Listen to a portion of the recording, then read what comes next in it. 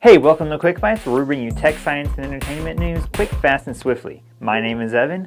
Let's dive in.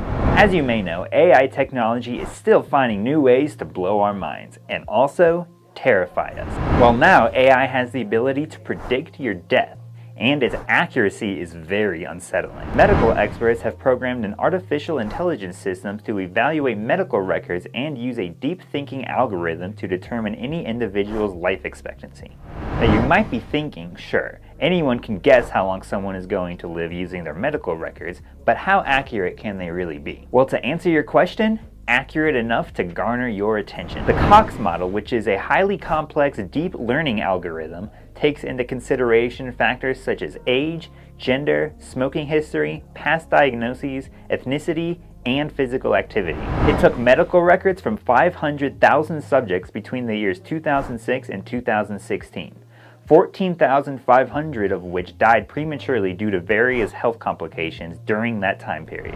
Well, the deep learning algorithm was able to identify 76% of those deaths. Freaky. Now, I'm not sure about you, but I'm curious to know when I'm going to die, and I have the results from the algorithm right here. It says I will die 7 years ago.